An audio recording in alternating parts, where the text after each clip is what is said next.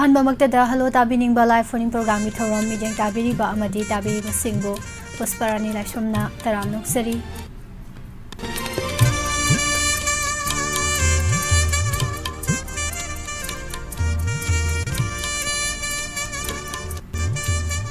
ꯁꯟꯗꯣꯛꯆꯔꯤ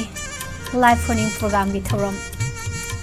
ꯑꯩꯈꯣꯏꯒꯤ contact number 7005-707-808 number अमुक्तंग हना निंगसिंगजगे 7005-707-808 number सिदा कॉल तौबिदुना अदोमगी खुदाबे से खनबियो लोइनना यामना तोइना फंगबा कॉलर सिंगना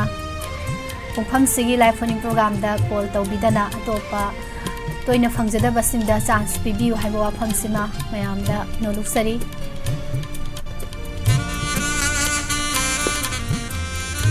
लाइव मथंग अदुमक लेपा लेतना संदोक्सबना मरम ओरगा पुंफम सिगी लाइव फोनिंग प्रोग्राम की थौरम सिददी यामना तोइना फंगजदबा सिंगदा चांस पिमिनसी थमजबनी थागचरी पुमनमक तामोचो अमुचाओ YouTube लाइव ता संबिरकपा तराम नोकचरी थागचरी तामोचो ngasi ahan ba call da khudong saba pisage hello hello good evening miss call to bire se kana oi biro bano aina ko se mai de bebe now de ne miss bebe now ko hoy sak sara bo bebe now sa ji miss kari mathel dau khi bazano ngasi se nga oin tawle nga aw how roi dori na ko adudi tunghan ni kare na sai bungo thonga ge na honari khangsa sa ningi eda no matang sa da na samin na je kakge hoi yam no ngai je ado bebe now kari sai ta sige chak loiba ngai na madam mani ta na sakpa tamlam lam male kainau haina ta na tawbai sai do ta jage ni yam phajabai sai ne do sur hapsala dibu ko amuk hena nungai dau ni tabiri ba mayam se sur mate amtang hapsidana hapsala kemis aduneva ni samjara ge to mate amtang to mate amtang ekta tawsalo tamlam lam male kainau haina ta Hansaki mapok asi magidi Hawai ni khanjaram bamahato Kathari aibu thadok lam laga Tamlam lamale kainau hainata Makata abdi singer de tami as kamda widana adu mangaire isai haido adu nebo ko okay ado bebe now kana tamina doi noi sei sibo yes ngachi di kai tare tabi ba mayam da sa talai ba bandret mohong radio tabi ba da den tv ing biri ba isine na puram ka taraga ning ba kai ba mayam da je ke tak jage as ning ba kai gro bro hai sibo hoi da adum kai nei da ko ning ba sidi ning ba kai da ba kanam leiramoi ko hoi yam nungai je do bebe now radio taba duga program sing taba yeng ba taw se ayamana fisalo sa dum tawe do bebe now gi oina di kai hotna bige ai sim pa me sa fuina sajari kai sai ai ba ta fuina sajari ba chapu sai ba no ma koi thorak tare chapu sa ba tam na ba hoi yam nungai je bebe now ha jo hai je ro ne mamang da hoi yam nungai je matang sa ba ngai jarage live chat ta sa anin namera pa muna yaw du miss ai ne anin se bebe now gi kai oi dui ne ba puro bani oh yam nungai sei sum mobile ngahak sang ba kan da ko jam birak tana live ta ga saru ya birak pa si sunungai id radio da ta ba sti kana tari hai se u da bani na khoina ming banjadre da na ko yam nungai sei dudi isai amuk tamina si kudol tamjage yam phajaba isai ni thank you miss thagachari maibam anita gi khonjel da isai me am puna tamina si kudol tamjari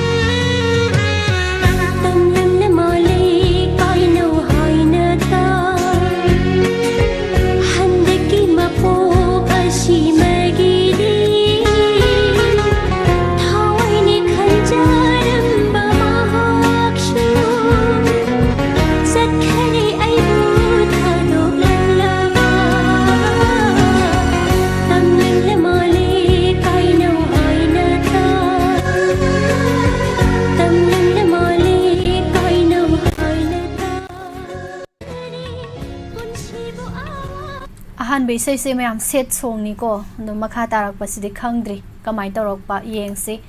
ꯂꯥꯏꯚꯇ ꯆꯪꯕꯤꯔꯛꯄꯈꯩꯁꯨ ꯑꯗꯨꯝ ꯂꯦꯡꯗꯅ ꯑꯗꯨꯝ ꯂꯩꯕꯤꯌꯨ ꯑꯗꯨꯒ radio ꯇꯥꯕꯤꯕ TV ꯌꯦꯡꯕꯤꯕ ꯃꯌꯥꯝꯁꯨ ꯑꯗꯨꯃꯛ ꯏꯁꯥ ꯏꯁꯥꯒꯤ ꯐꯝꯐꯝ ꯂꯥꯡꯗ ꯍꯥꯏꯇꯥꯔꯦ ꯑꯗꯨꯝ ꯂꯩꯕꯤꯌꯨ ꯔꯦꯗꯤꯑꯣꯁꯨ ꯃꯨꯊꯠꯄꯤꯒꯅꯨ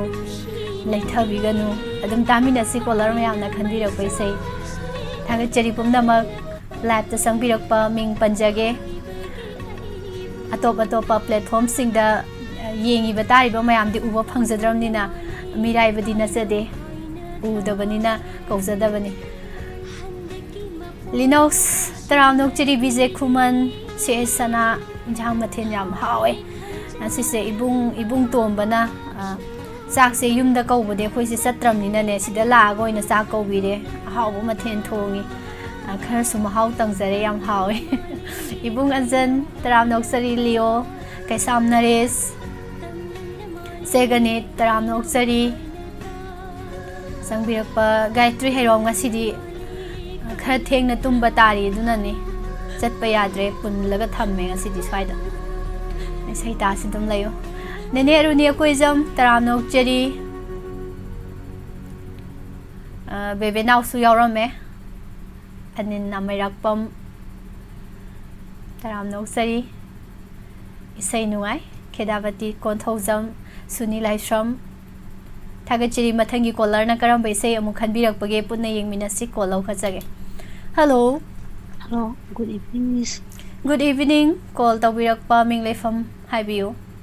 Miss called to Zari Tobal missing to Zaudegi. Julie sa sent Miss. Zuli Quideko, Tina Daba. Oh, Miss. Call try to Lepi bro. Why, sir, Miss Gay Pangdong, who is a Caracaledo. Yam Nizay. To sweet over. Pang the Basingi Kalaga, Marak su Lepi Bago, Simana, Mayam doing a Pang Basing su Karagara. I did lap yam Midanako, Mayam the Sandok Sarise. Ayuktagi he horok padagi numida athengbo phause live phoning program live chat dagi sei sakna bi adum yam tawzare haijariba aduna ngasi nom khak lepada kai sukai deba hoi ado ngasi mu thengna ba kari sei khanbi ningba laibi bano haibi Miss Arambir Rahman Sapa ai kauragi khalabra ji se hosi tazare set song na hauramnina set song ata tawrok taw male ngasi se hoi Ado isay se ay di amuk tatadribra na khalle do Julina mati emtang haudok pirakero. Yes, I say si father very hungry. I kauragi khanaba say we say ne everything matang the ganja tabi ni makha apsa ke happy I gi mana bi Nazia Sultan Salma Thani Rajat Laiba CS Hana, DJ Kuman, Leo, Linux, LNX, Leo, Rung KY Manglemba, Kaisam Nares, Nene Arunia Kuizal, Nadum Wizard. Ado Julie Sakti Zabirabo. Miss Saksadri, Sakse, Palale, Kangali Bogo. Hoi, ado di say taring Jack dum. Zaba yaba timing yora sudum zaksana zana nungaina taminar si mayamga auji se sai sing thongna ba loisalakpa chaba timing ama oibogo ado mayam isai taba yam nungai gani na khalli kudol tamjage dudi Julie Ranbir thongna gi khonjel da ai kaurage khalabara samna se hoboi se kudol tamjari taminasi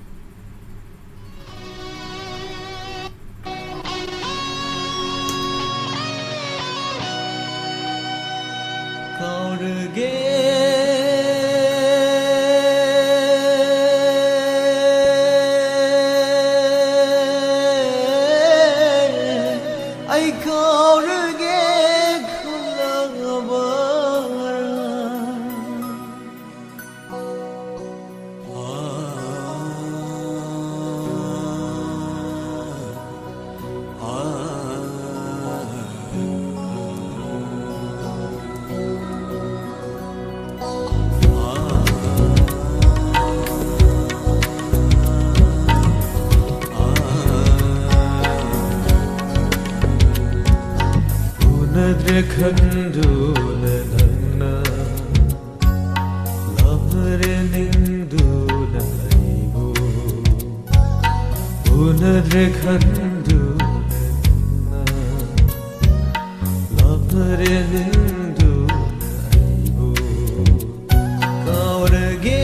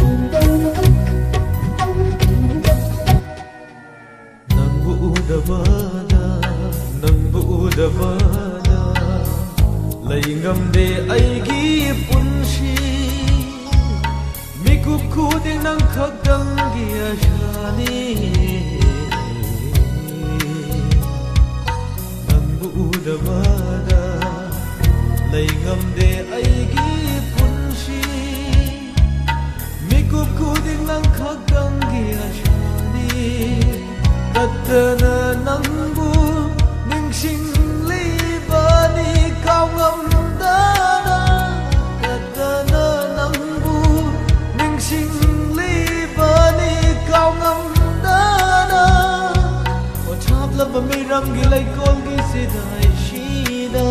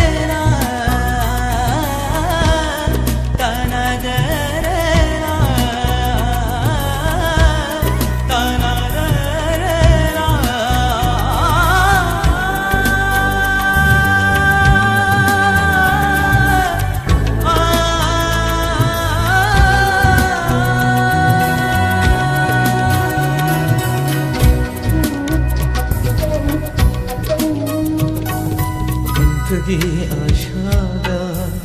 hingliba aise nangna angau budi oi halam gadloma Tagi ashada hingliba aise nangna angau budi oi halam gadloma nangi wa khalda lepkrabani aigi punsi nangi wa khalda lepkrabani aigi punsi kanagi nukshi bathamlaroi aina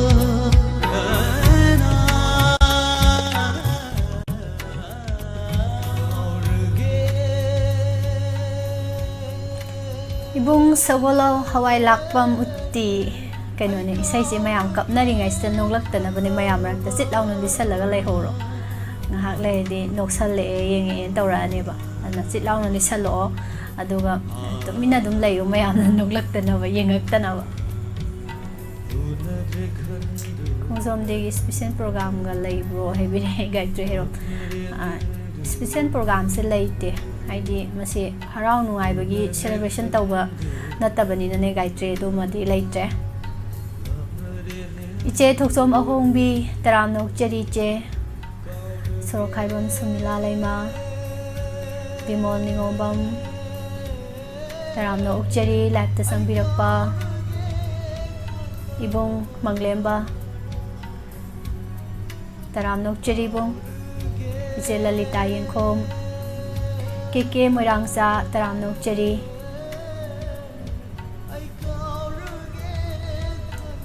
Sila Morang Tem Thagachari Mayam Silo Ikapna Rakanom Tore Kolama Mulokachage Kari Say Kalakpano Ying Siamo Hello Hello, good evening, Miss. Good evening Call Tobira Iba Miss, you remember like everything, Saram Ronita? Ronita Haibago Oh, Nasin Ahan the thing never male I married a Katabe, Miss. Miss getting everything is a handle, Yam no I say hand the thing never Kari say can be any have you Because the variation of Sakpa, Manglan, Utrika Muti, Kantuna, Marisa Nasarabara. I know a diamond down the hanging is a so Kara Hapsalo in any hanging is a Miss, if I am high with her, so happy to have a dear Miss. Okay, you know, I see what you say up the gundu. I can see the same from Miss Star. Yam no I the bow, you put city saying on day, I say. I'm done on talks in the Nakaino. Me Taza ying a go. Side the Kanakana lay Yagan ying to, I'm dangling on talk with the Fago. Miss Money to be done, jump party. Yam no I say, Davini Macahas again. Have you? KKMT, Medwin, Diamond TV, Radio, Taminarica, Slow, Taminari. Ado size in the Unabira Boronita. Miss Faye has become one of the two councils with a million. How are they? Ado di Matildo, how do Sumaling a city? Why Sunungai Bogo, the Shashi Ampazaway saying can be the ꯑꯗꯨꯗꯤ ꯃꯌꯥꯝꯒ ꯅꯨꯡꯉꯥꯏꯅ ꯇꯥꯃꯤꯟꯅꯔꯁꯤꯀꯣ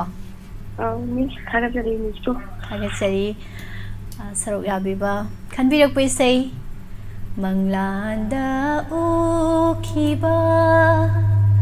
ꯃꯨꯔꯇꯤ ꯃꯔꯤ ꯂꯩꯅꯗ꯭ꯔꯕꯔꯥ ꯃꯈꯥꯗꯤ ꯀꯥꯎꯔꯦ ꯃꯌꯥꯝ ꯑꯣꯖꯥ ꯀꯨꯟꯖꯕꯤꯍꯥꯔꯤꯗꯒꯤ ꯑꯃꯨꯛ ꯇꯥꯃꯤꯟꯅꯔꯁꯤ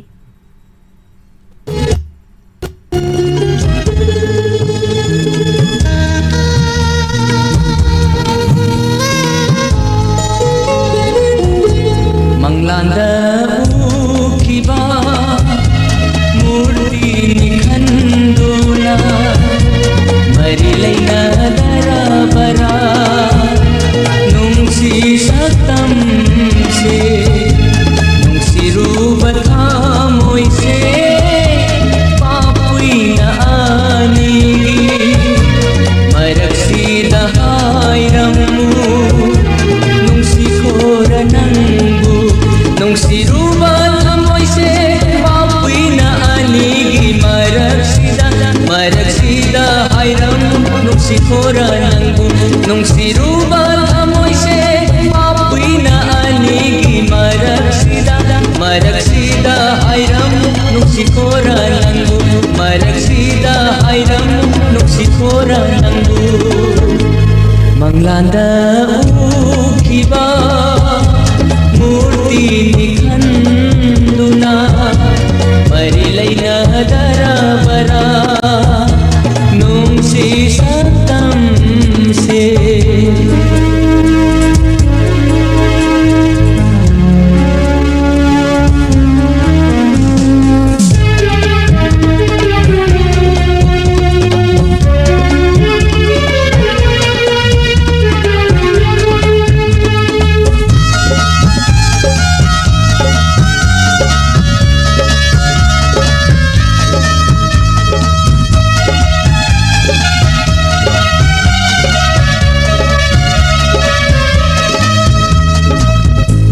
Jatnabina boy halle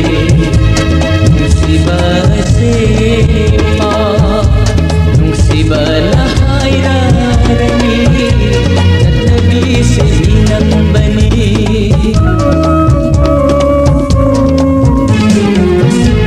Jatnabina boy halle nungsiba sepa nungsiba lahaira rani jatnabi se minam bani kaina dauba leiragi nauri ngai punsida kaina dauba leiragi nauri ngai punsida nungsida batam lage nungsi binangbu manglanda ukhiba murti nikhanduna mari leina darabara nungsi satam se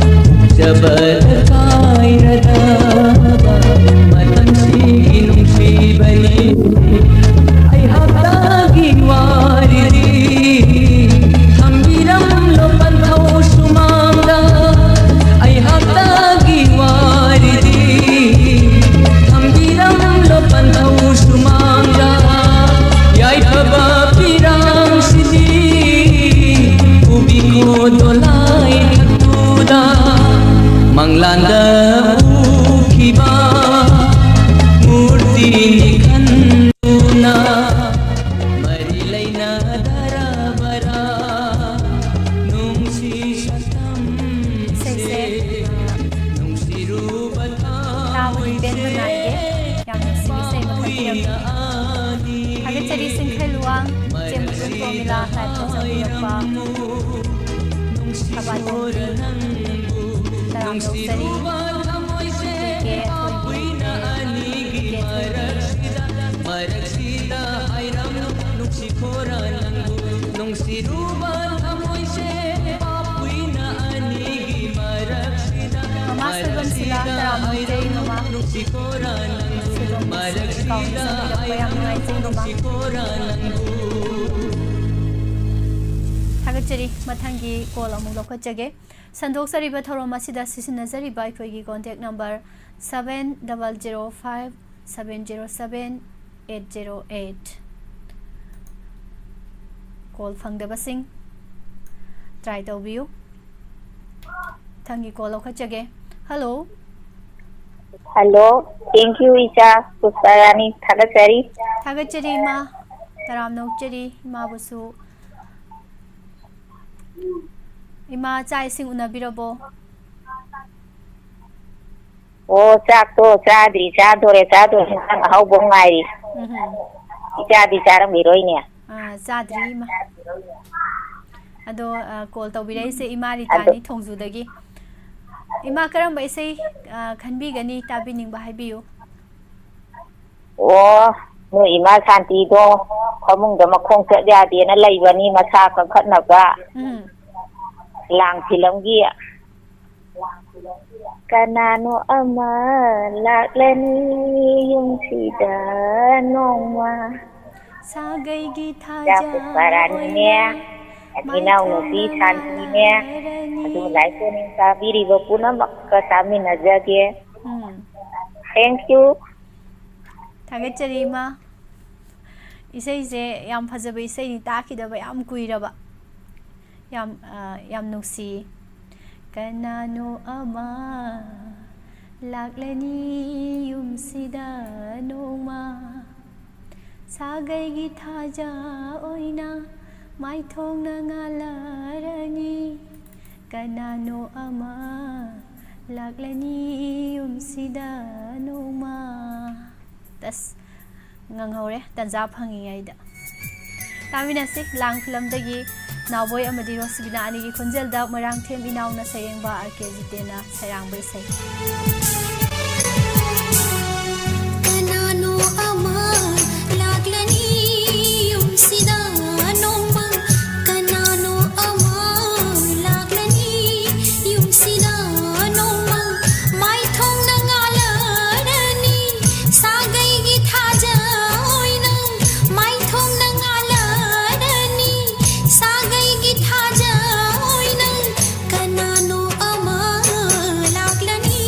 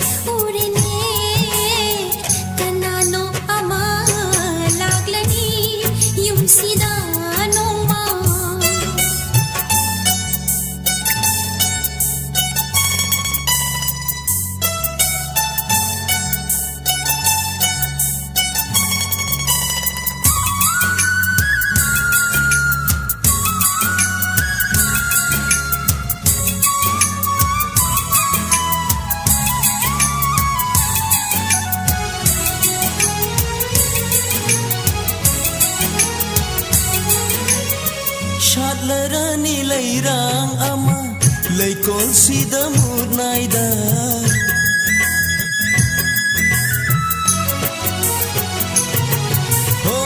ꯁꯥꯠꯂꯔꯅꯤ ꯂꯩꯔꯥꯡ ꯑꯃ ꯂꯩꯀꯣꯜꯁꯤꯗ ꯃꯨꯠꯅꯥꯏꯗ ꯅꯤꯜꯂꯔꯅꯤ ꯃꯤꯅꯣꯛꯅ ꯁꯝꯊꯔꯅꯤ ꯋꯥꯔꯤ ꯑꯃ ꯇꯥꯏꯕꯪꯁꯤꯗ ꯅꯪ ꯑꯩ ꯍꯤꯡꯂꯝꯕꯒꯤ ꯀꯅꯥꯅꯣ ꯑꯃ ꯂꯥꯛꯂꯅꯤ ꯌꯨꯝꯁꯤꯗ ꯅꯣꯡꯃ ꯀꯅꯥꯅꯣ ꯑꯃ ꯂꯥꯛꯂꯅꯤ ꯌꯨꯝꯁꯤꯗ ꯅꯣꯡꯃ ꯃꯥꯏꯊꯣꯡꯅ ꯉꯥꯜꯂꯔꯅꯤ ꯁꯥꯒꯩꯒꯤ ꯊꯥꯖ ꯑꯣꯏꯅ ꯀꯅꯥꯅꯣ ꯑꯃ ꯂꯥꯛꯂꯅꯤ ꯌꯨꯝꯁꯤꯗ ꯅꯣꯡꯃ ꯀꯅꯥꯅꯣ ꯑꯃ ꯂꯥꯛꯂꯅꯤ ꯌꯨꯝꯁꯤꯗ ꯅꯣꯡꯃ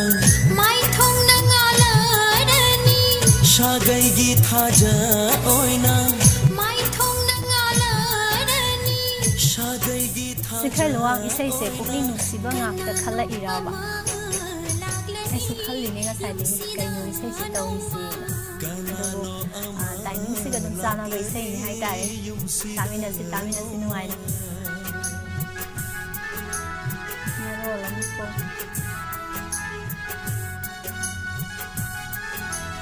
ꯂꯤꯛꯂꯥꯏ ꯇꯔꯥꯝ ꯅꯣꯛꯆꯔꯤ ꯑꯩꯗꯤ ꯑꯅꯧꯕ ꯆꯪꯉꯛꯄꯁꯤꯡꯁꯦ ꯔꯣꯜ ꯀꯧꯔꯒꯦꯅꯀꯣ ꯃꯤꯠꯁꯦ ꯀꯣꯌꯦꯡ ꯌꯦꯡꯉꯤꯁꯦ ꯅꯦꯅꯦ ꯕꯤꯅꯥꯔꯥꯅꯤ ꯍꯩꯀ꯭ꯔꯨꯖꯝ ꯀꯩꯁꯥ ꯃꯤꯡꯃꯥꯟꯅꯕꯤ ꯇꯔꯥꯝ ꯅꯣꯛꯆꯔꯤ ꯃꯤꯁ ꯉꯁꯤ ꯏꯁꯩꯁꯦ ꯊꯃꯣꯏ ꯀꯥꯏꯕ ꯉꯥꯛꯇ ꯑꯣꯏꯅ ꯊꯣꯛꯂꯔꯦ ꯑꯩꯅ ꯍꯧꯗꯣꯛꯑ ꯃꯇꯨꯡꯗꯤ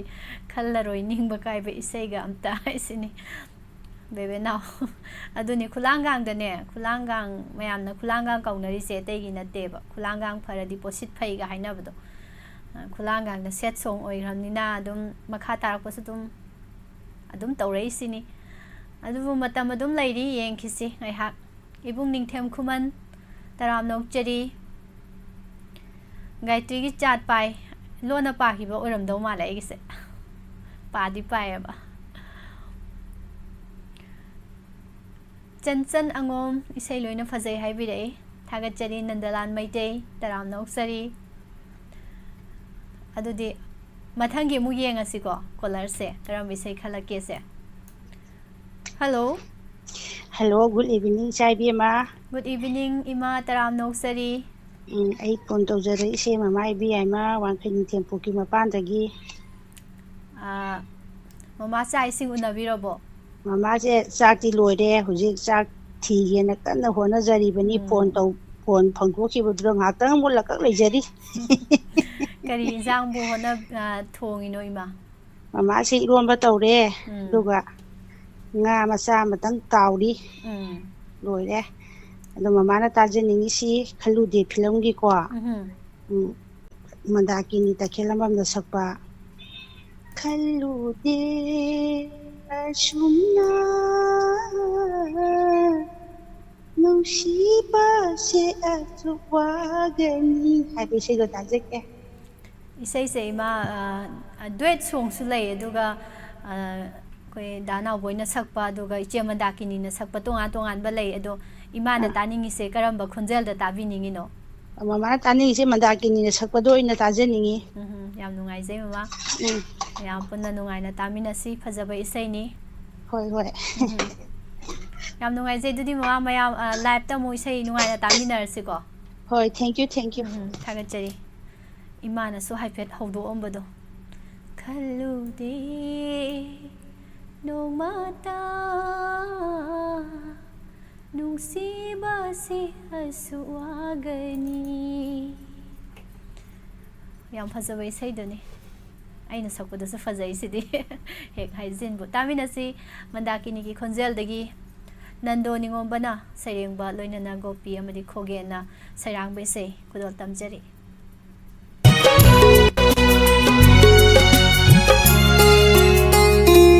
ꯈꯜꯂꯨꯗꯦ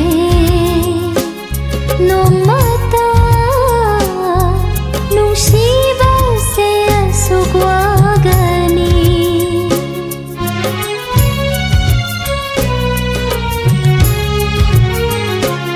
ꯈꯜꯂꯨꯗꯦ ꯅꯣꯡꯃꯇ ꯅꯨꯡꯁꯤ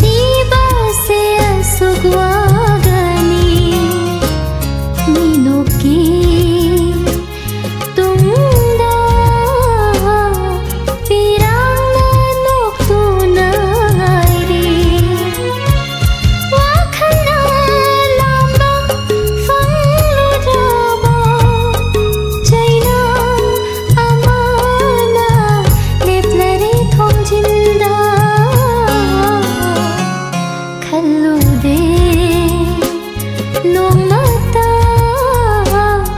ꯅꯨꯡꯁꯤꯕꯁꯦ ꯑꯁꯨꯛ ꯋꯥꯒꯅꯤ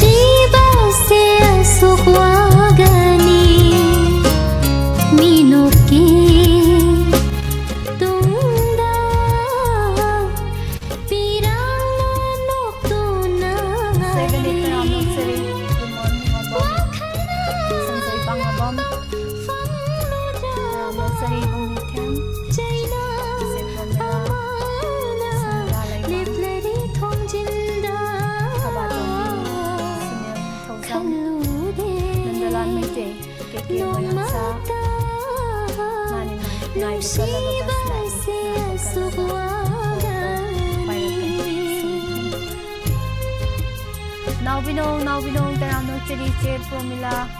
thalachari tamojo amujao Chanchan angom taramno cheri mathangi kol amuk lokhachage ibom sakhuman Hello Hello Minglei fam haibiu Ya yari posi pale kai degi kongwan punimane miss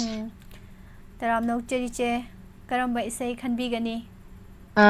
Hangamaru pokhaibi filamdagine Nauboina sakpa isaido oina tajage ngasidi Thorom se se ngasaidagi hobodai dum tabi ko Ado ai ngasigidine hobodai tahaudre thabak khara loisaludana Isai kaya bodi tabi horage kai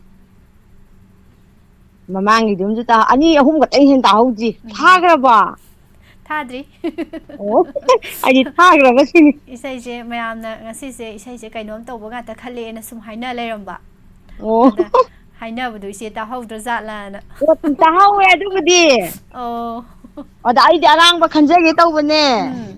Ada si isai je oina khallona haibaduda ai gi nang kona khallage arangba do da Kuoba ꯑꯗꯣ ꯇꯥꯍꯧꯏ ꯇꯥꯍꯧꯏ ꯑꯗꯣ ꯏꯁꯩ ꯃꯄꯨꯁꯦ ꯀꯅꯥ ꯑꯣꯏꯗꯣꯏꯅꯣ? ꯑꯣ ꯏꯁꯩ ꯃꯄꯨꯁꯤꯅꯅꯦ ꯑꯩꯈꯣꯏ ꯅꯣꯏ ꯅꯇꯩꯗꯣ ꯑꯩꯅ ꯏꯇꯩ ꯃꯤꯡꯗꯣ ꯑꯝꯇ ꯈꯪꯖꯍꯧꯒꯦ. ꯑꯣ ꯅꯇꯩꯒꯤ ꯃꯃꯤꯡ ꯍꯥꯏꯔꯛꯀꯦ ꯈꯣꯡꯕꯝ ꯕꯤꯀꯥꯁ ꯂꯥꯏꯞꯇꯒ ꯍꯦꯛ ꯍꯦꯛ ꯃꯔꯛ ꯃꯔꯛꯇꯒꯗꯤ ꯑꯗꯨꯝ ꯑꯧ ꯌꯥꯎꯕꯅꯦ. ꯂꯥꯏꯞꯇꯒ ꯍꯦꯛ ꯍꯦꯛ ꯎꯒꯤꯌꯦ. ꯑꯧ ꯑꯧ ꯑꯗꯣ ꯑꯩꯅ ꯐꯣꯟꯁꯦ ꯄꯥꯏꯔꯒ ꯅꯪ ꯑꯗꯨꯝ ꯈꯟꯖꯧ ꯍꯥꯏꯕꯕꯨ ꯑꯁ ꯏꯀꯥꯏ ꯇꯜꯂꯤ. ꯏꯆꯦ ꯆꯥꯛ ꯏꯁꯤꯡꯗꯤ ꯀꯃꯥꯏꯅ ꯇꯧꯕ ꯂꯣꯏꯕꯤꯔꯕ꯭ꯔꯥ? ꯑꯣ ꯆꯥꯛꯇꯤ ꯂꯣꯏꯔꯦ ꯆꯥꯗ꯭ꯔꯤꯌꯦ. ꯀꯩ ꯃꯊꯦꯜꯅꯣ ꯏꯆꯦ?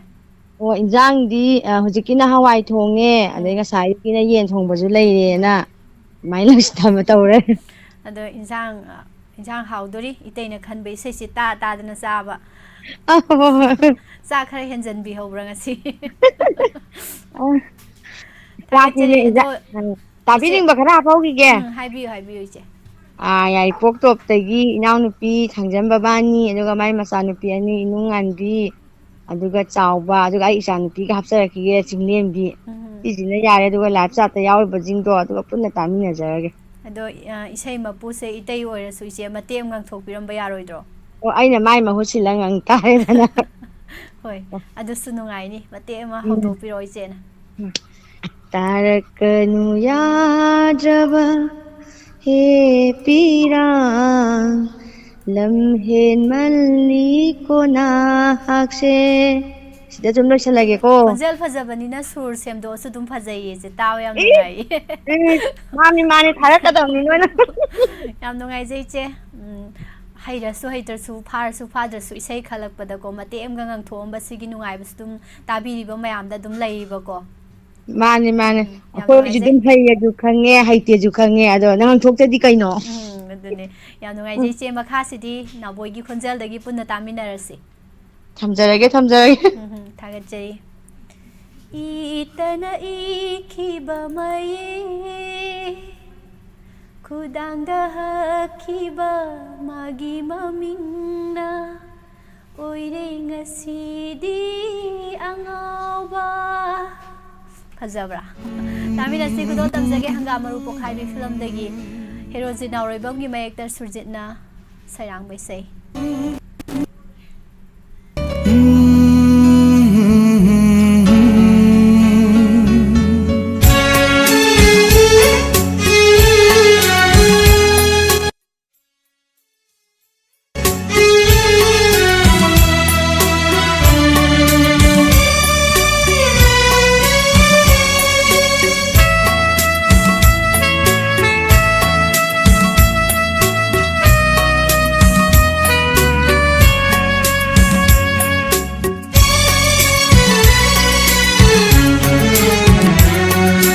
तारकनु यादव हे पीरा लम्हेन मल्ली को नाहक से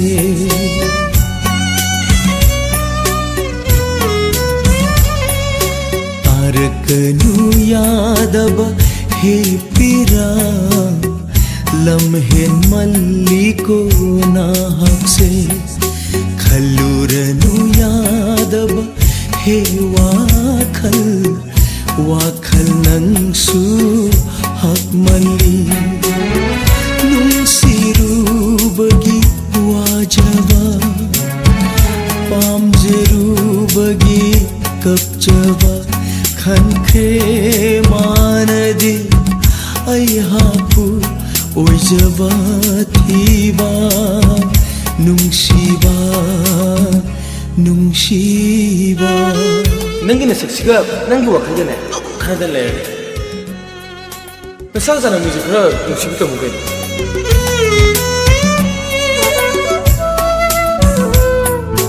दानोंगिंदी तुपी मसक फजबा कायदे फंगनेगेने नसक हाइरे खुथि मा कुचु हाइरे तिकीना कइदौलुने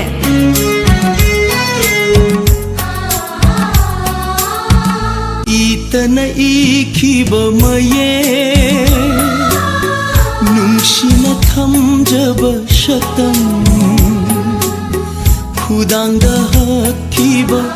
मागी ममिंगना ओइरे ngasidi yeknawa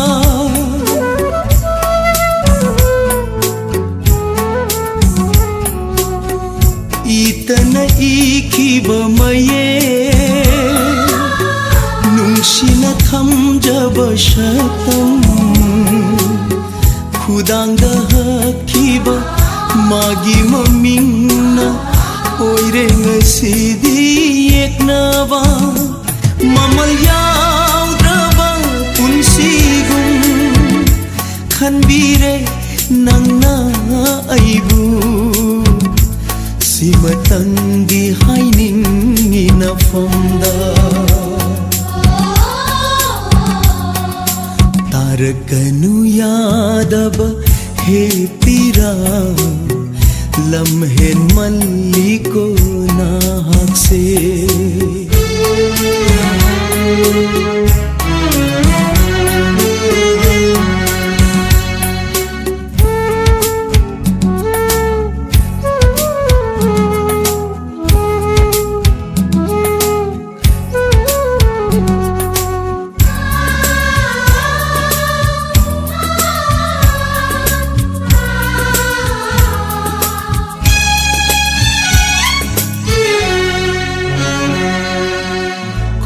चटकाइरबा पुन्सीसे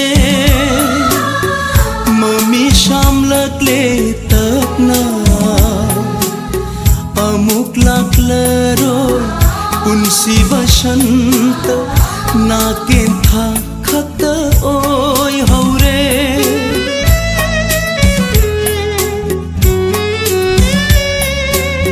खों चटकाइरबा पुन्सीसे मम्मी शामलकले तपना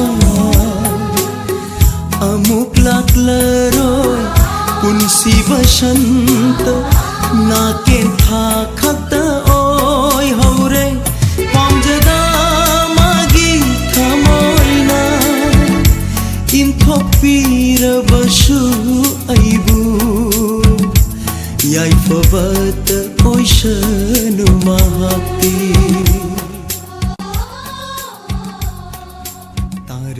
मैम इसे से अइना नते को कॉलर मैम ना खंदिरक इसेनी ममा सखी नाम कुइरे लैब द उदबा अना ए कयाउबी ब्रो इमाबो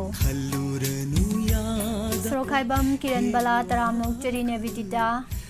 तराम नौचरी ओइनाम हेमावती देवी गायत्री एंखोम तराम नौसरी लेबाक साउ मैते मिस ngasi खक्तंग इहान हाना इसे खंजगेना तौबने सुंफंग फंगदे याम चाए हाइबिरे सोइदना फंगबोय बिउ ngaiha pungkhai madum matam leijari try dum tawbiro liklai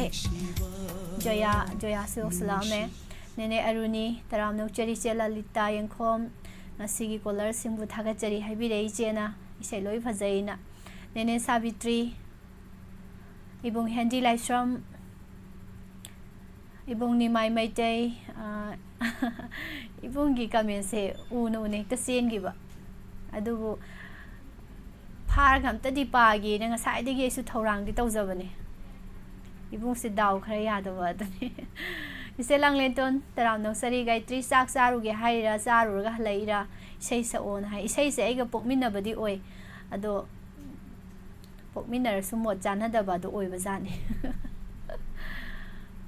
थागचरी याम इसे याम नुआई दाबी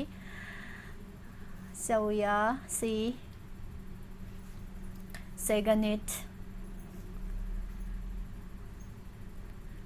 रिसी खोमद्राम तराम नौचरी मथंगी कॉल अमु लखचगे hello hello good evening miss good evening call तौबिरा इबा मिंग लेफम हाइबियो तौजराई बाई ते चामथोंग लांबम ने कादगे लांबम ममितानी मेदाम अमिता करम बै सै खनबिगनी कोई नुमाइते मजा पारी न सपा अहिंद खोंगी हो ताम नाइन तौदो तु ताजके मते एमती तानिंगे याबो यादबो मतेन तंग दिन मिसना हारमिना तौरगे दुगा ताबदी कोई डायमंड फैमिली पुना मकतामी नजरगे ते यावना होय अदु मते म हौदो बरो याम नुसी बै सै नि अहिंद खोंबी हो तामना सै आइचे मेदाम मते म तौबिरो हो हो अहिंद खोंबी हो ता नंग ताम खोंगगा lagi tam kerma hinda kombi ho na this side of the mission jage yam fazana tari ni ko yam fazana matek simungang pada fazana singbire yam nungai jai madam Amita mayam puna nungai na taminasi kudal tamsege thagachari madam su nongmai them pahari gi mayekta thangsam korana sairengba isai puna taminasi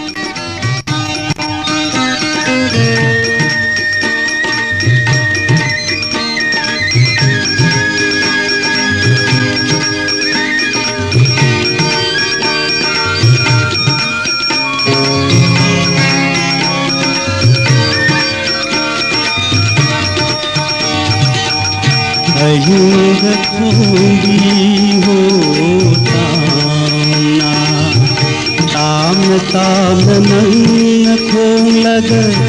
निमसिंग लगी ने ताम कभी माबू अयुग खोंगी होता ना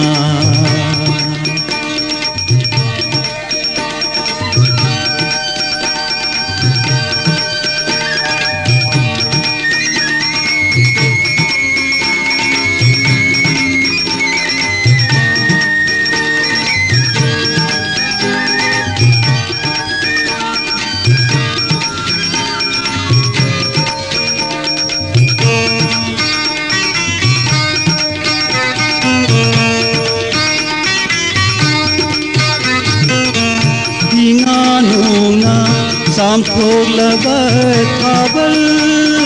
da Takhi nangi kunje se ahinga Maga aiga pugin suhatna Ahinga kumbi hotamna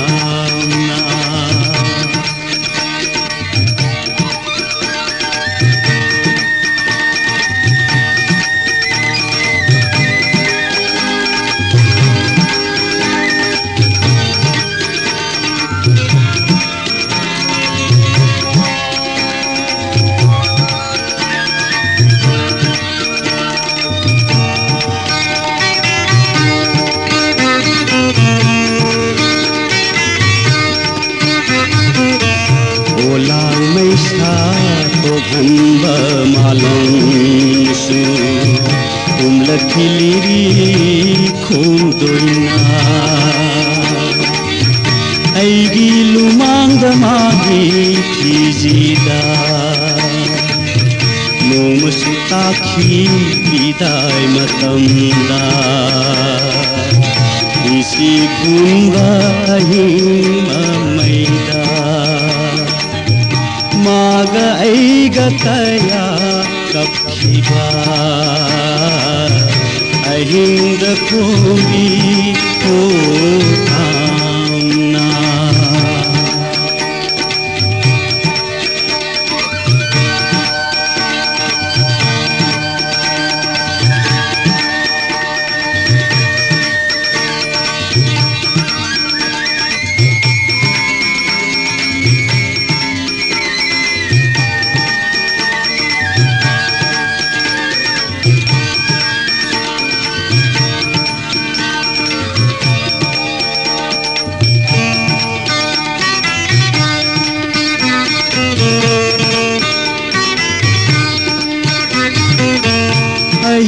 se loye hotamna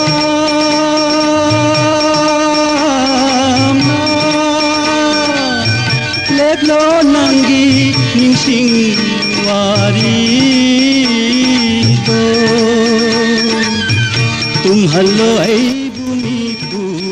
amata ahinda kumbi Salume so kangabang lupa nifu kapsan bire yang nungai isai nungai bagi male haga cari hanana Don General yai phono yunam gaming boy taram do cari bung do bakuraizam haga cari ibung uti nara kaino musi na tawbuduwa ibung uti na nini ibung haujikta su haijagibadu isai se aiga pokminabadi oiba aduga pokminaba masid manaudasne maraiga turaiga paget yetnaba am laidaine he unabaga adum khu hek tawnaba masid manaudu nuksinudabadi nataba akoi nuksinabagi haitare nuksinaba hemanbagi masid manauda adumai tawoiba isaiga aiga se ado ibungna khalai isai sisune imai pema haisine musi musi ngalib mangal sina muthanba ngamloi kai dau nung to sai da lepe ba yadre ba ko loi loga sage yam isai nungai na tamina si hana thaga churi sarbumesor kangaba lupa nifu isai nungai bagi thadok pirakpa thaga chari mama bimola laima ibung joy konthau zom sei mata sakpiro haise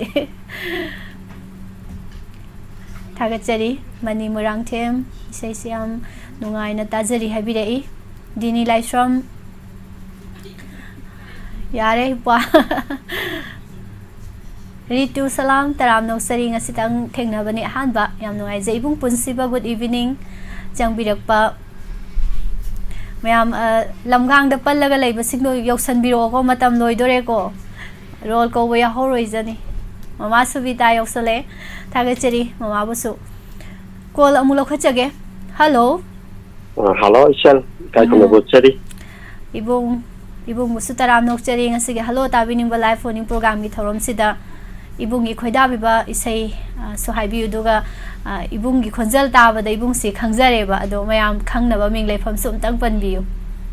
do ko tabi go mayam ji ha na kai khono saram ge iphone to jere che ning kem khoman pawan na ma phom le kai hoi ado ibung kari sei ta thok sige khoi ye Dr. Joda Sandra sana samgi mai kana tingbai jam bitin jana na sakpa khoi Fajaban jiban tillabi nanggu kanana saragli wano nungchigi lahina yom labi nanggu kaidagi tengaru wano Tau isai di sing tasik ibu isai je engonda pale bo hek kazindu isai je ko ju pumina bo ju chen da na set ti ya sa na dia na ai ba ko ba su pam je bin nan ba gin isai se amukta ta ji do yam phajat au ma le bu khakta ta ni ngpam yawre ta bi ni bo kana happy dui noi bu happy ro ma ngo dum pula pa song bin na si ta chen yaw hoi ado ibung sai sing di una bi ro bo ai sai sing ho na ja le sai sing cha na sa na ga sai ti ta ta na sai to ni ngang han de than ka lak ta ba ji chen ga thi no won tam ma man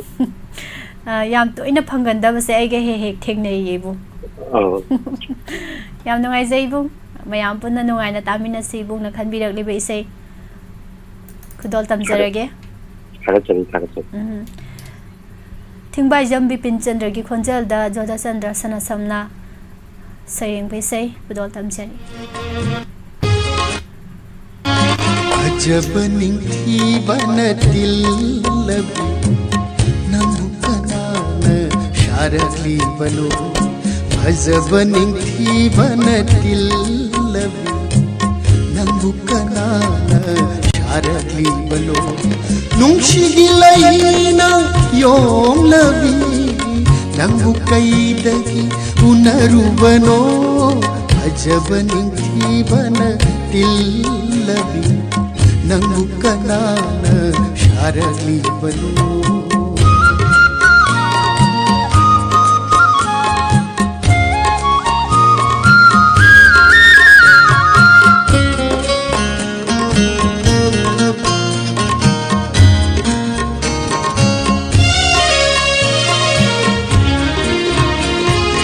ngौरबी हक Changi कुचू दुदा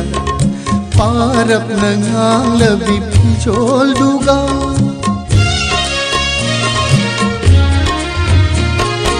ngaurabi haksangi kuchududa parapna nganglbi phijol duga pishungi makhadana mangramachu kayada shungharli aibu nangla pamjaba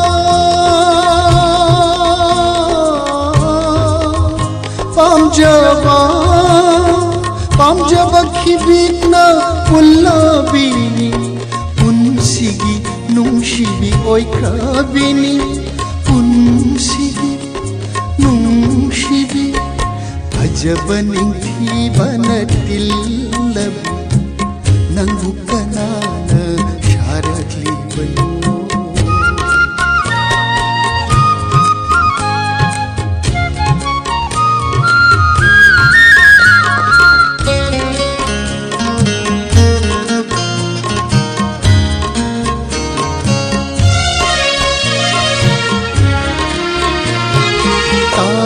Pashamla bupongatuna na kandamichina yenglam laga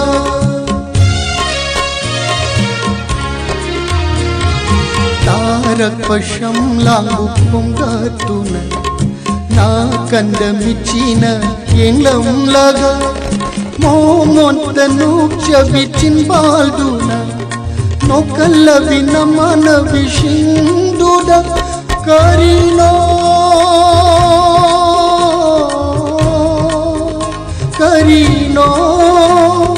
Karino nashona paudam liba aibushu kharadi taluba aibushu kharadi ajabani ibanatil nangu kanana sharatli bano nungshigi laina yom labi nangu kaidagi unarubano ajabani thibana dillabi nangu kanana sharatli bano nangu kanana sharatli bano oh nangu kanana sharatli bano say wow taiko kasai sum tarak pe sai na nuksiba ngakta ne sina phajaba sai ne yai ko myam ngasai dei tarak pa sinduna nuksiba ngakta ni do hauji ibung ningthem na khalam bai sai sina sai phajaba ne wa sidi yanas thank you thaibe ma maning khom ba yaw dadi thoram lo shin ba ya de do nangna ba chen bi rak pa se yam nungai re maru ambika taram nok sari anauba se teise risi khomdram maning khomba yow salaktri mane do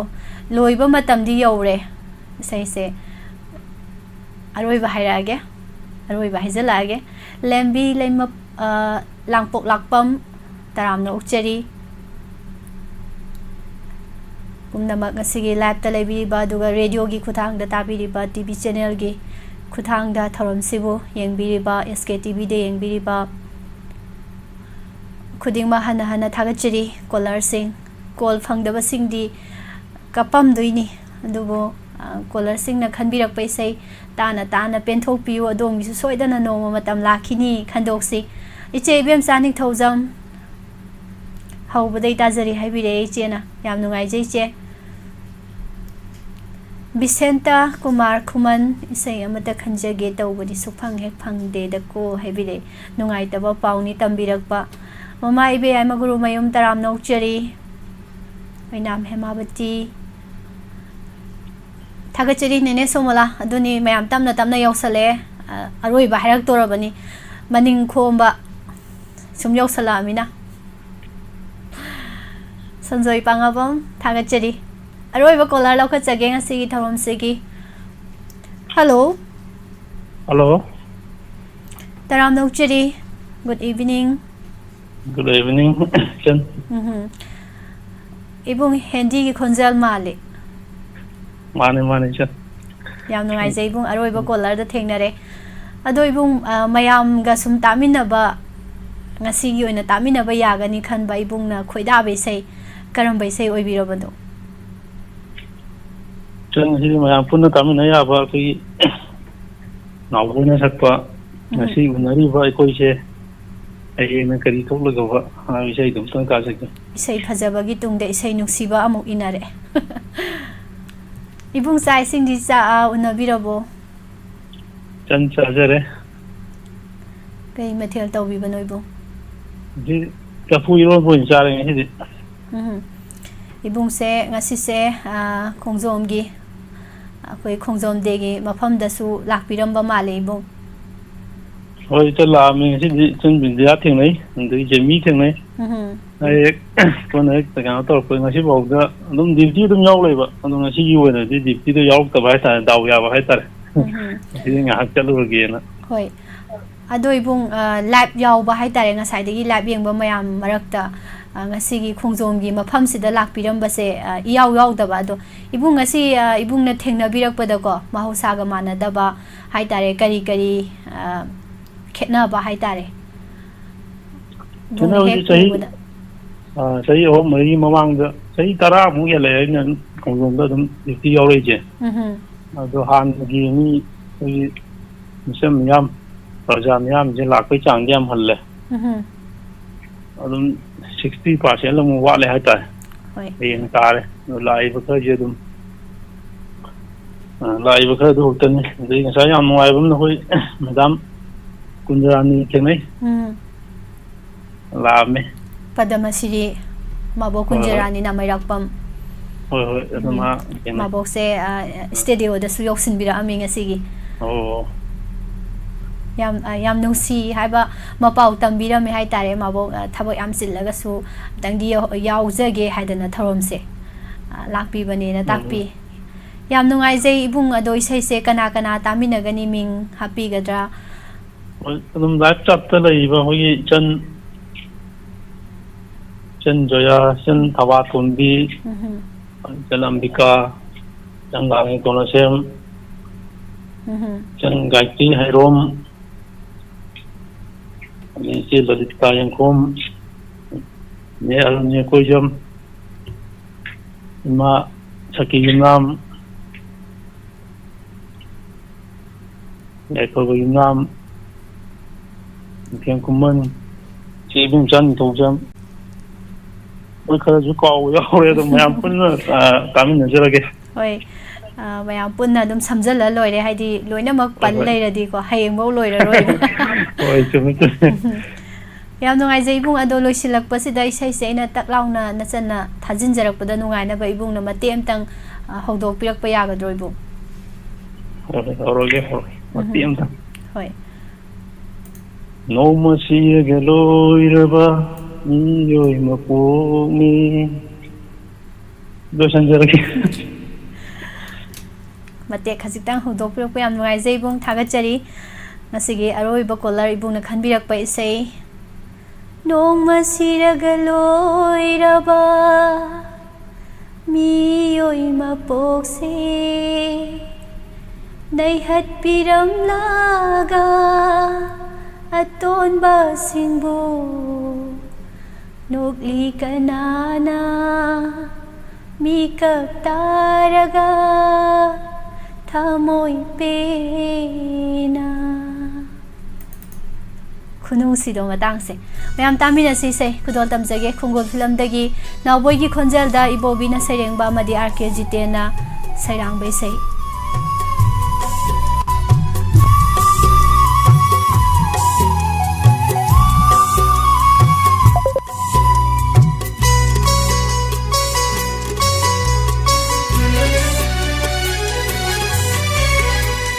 ꯉꯁꯤ ꯎꯅꯔꯤꯕ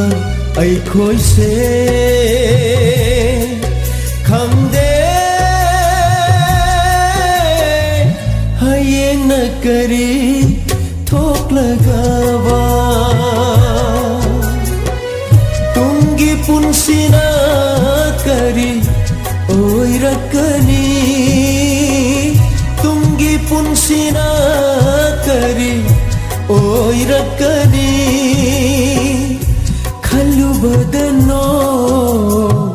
ꯉꯥꯟꯈꯤꯕ ꯈꯪꯍꯧꯗꯦ ꯉꯁꯤ ꯎꯅꯔꯤꯕ ꯑꯩꯈꯣꯏꯁꯦ ꯈꯪꯗꯦ ꯍꯌꯦꯡꯅ ꯀꯔꯤ ꯊꯣꯛꯂꯒꯕ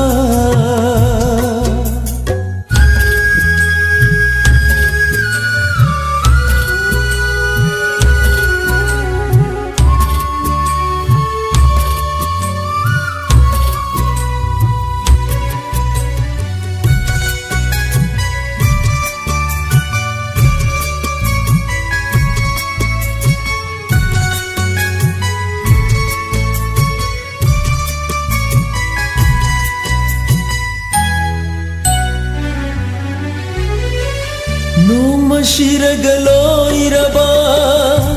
ꯃꯤꯑꯣꯏ ꯃꯄꯣꯛꯁꯦ ꯅꯩꯍꯠꯄꯤꯔꯝꯂꯒ ꯑꯇꯣꯟꯕꯁꯤꯡꯕꯨ ꯅꯣꯛꯂꯤ ꯀꯅꯥꯅ ꯃꯤꯀꯞ ꯇꯥꯔꯒ ꯊꯃꯣꯏ ꯄꯦꯟꯅ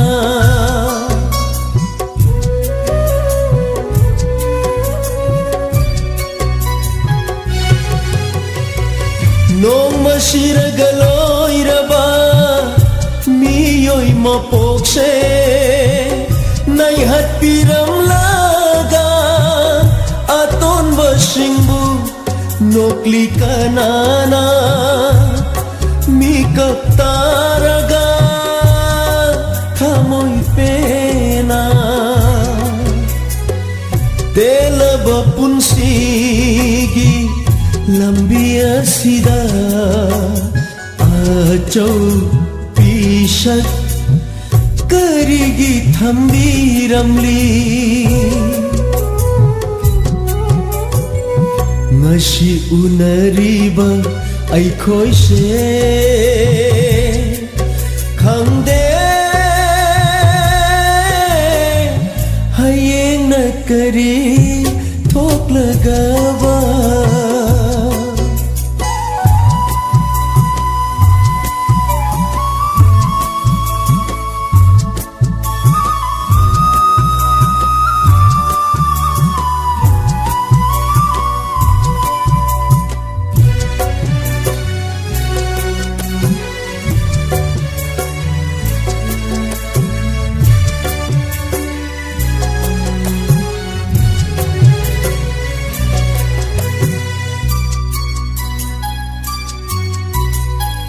वाशक अमगा लोइनना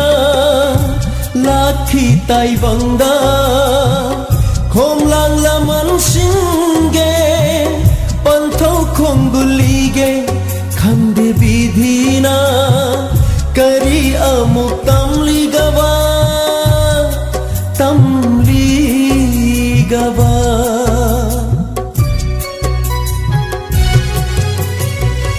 वासक अमगा लोइनना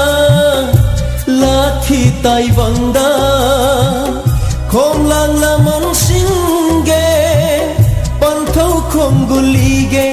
खंदे विधिना करी अमुक तमलीगवा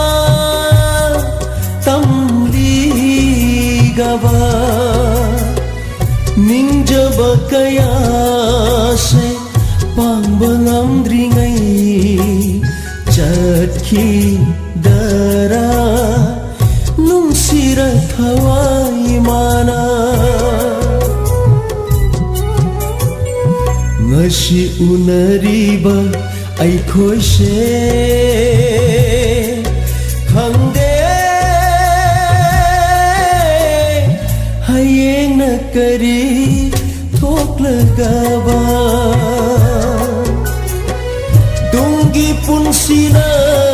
kari oirakani dungi punsina kari oirakani tahanjariba ise sega loinana lepa leitana chaliba matamagi khongjatna Pobi khiduna ngasigi hello tabiningba live phoning program ni thoram yosilapagi pungza ado yoksinjarakle live ta lebi bada devika lai taram nokchari bung hendi laisrom se sana nebitita oina hemabati nasadi comment u bani do rol ko busu yaudi yaukhrabani do ujare thengna jare premjit sorok haibam thaba tombi mangal guru mayum ise bemsa thagachari mayam se loi basida loi ne he kappa bra kaino tori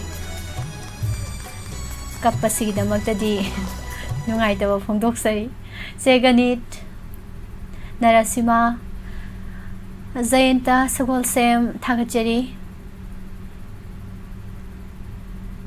Laipta Lebiba Thabatombi Yaifaba Yumnam Ibung Jiten Sanglak Tangari Loikre Habire Gaming Boy Nene Waikom Thoibi Linthoi Janu Guire Udaba Thabatombi KK Moirangsa Diamond Wakal Chauthoi Chet Isaita Oiramdre Habire Chet se aita oiramdre habire Thagachari Thabatombi Mama Sakhi Yumnam Khoirom Robindro good evening Loibade hek thengnare ibung ningthem khuman Mama Subita aigi chanupi ge masaya manai habire Mama Subita na habire kunima ita sana jage aina bu halasu ado mana bu halasu sak mana bado ita sanage khangna halo yam ngai jai thagachari live ta lebiri bo mayam hauji di amu akhoi se amu lapthok na bata bani do mathangi thoromda inspector tayai gi chaniga marifugani thoisu batang kak ta amu thengna se amuk mayam haunaraga ngasai gi sithaba nandhaba loi haunaraga mu lakpiu ibung punsiba US thagachari nene somola nene se isai didum tai chak thongna chat yarok tabagi oiba male thagachari pomna mathakta senkhat kiba comment ming adu ngasai degi ayamana loi panjabane do sitha hobo yawrsu waro biroi uja hodabagini Unasiko soidana hayeng amu Loisin jage mayam pumnamak Masigi thorom saruk yabirakiba caller sing Hana thagachari call phanghodaba sing ning hanaba tawbidana mathangi live phoning program da try tawbiu soidana call phangba oibiu Haujikidi thorom loisin jabagi ayabado mayamdagi lawzari Pumnamak nadektana nungaina soengam thoktana yaudana hengminasi are leita share tawnaduna amuka sohana mayambu pusparani laishomna khurumjari